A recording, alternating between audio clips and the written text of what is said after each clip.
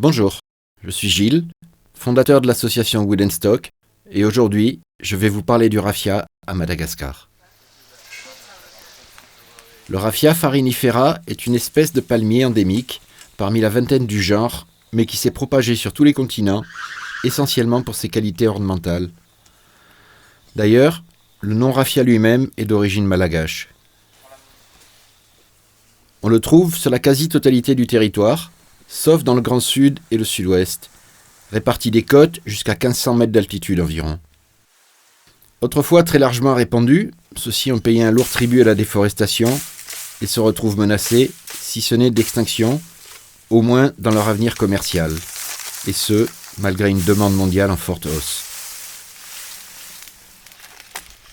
Traditionnellement, la fibre est utilisée pour tresser des cordages, mais aussi pour tisser une étoffe relativement souple qui sert à la confection de vêtements, sacs, accessoires.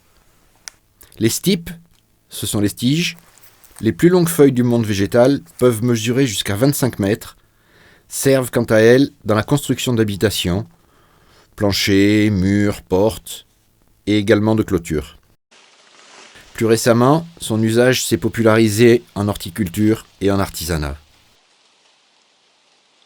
Si celui-ci était autrefois bien présent dans nos vallées d'altitude, il en a quasiment disparu à cause des brûlis et de la surexploitation des zones humides aménagées en rizières. Notre objectif est de relancer la filière, non pas pour créer des activités génératrices de revenus, mais surtout pour sa capacité à améliorer les ressources hydriques, protéger les sources, stabiliser les berges des cours d'eau et freiner les phénomènes d'érosion.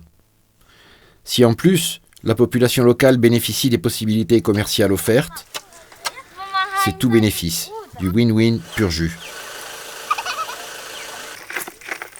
Tout commence donc par la collecte de graines, et nous essayons de multiplier les zones de ramassage afin d'optimiser la diversité génétique des futures ruffières.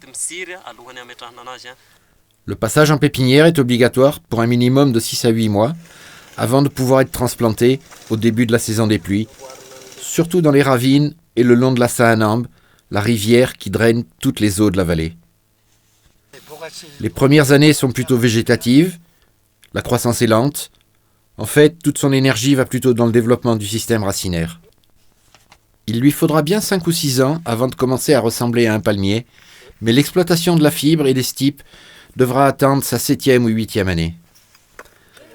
À partir de là, on peut espérer une bien meilleure régulation des eaux pluviales, un développement de l'artisanat et une plus grande disponibilité de matériaux de construction, ce qui représente tout de même beaucoup de jeunes arbres forestiers épargnés.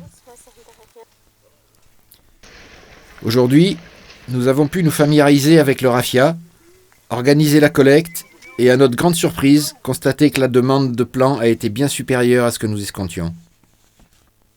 Du coup, ce sont 5000 plants que nous mettrons en pépinière cette année. Je tiens à remercier mon ami Dimitri Salichon, Zanatan au pays des kangourous. Il distribue des produits en raffia au travers de sa société Made in Mada for You et nous a permis de financer notre première saison. Sans son appui et ses encouragements, je ne pense pas que je me serais lancé dans ce projet. Voilà, je crois que ça suffit pour aujourd'hui. Je vous dis à la prochaine. Velumayabe.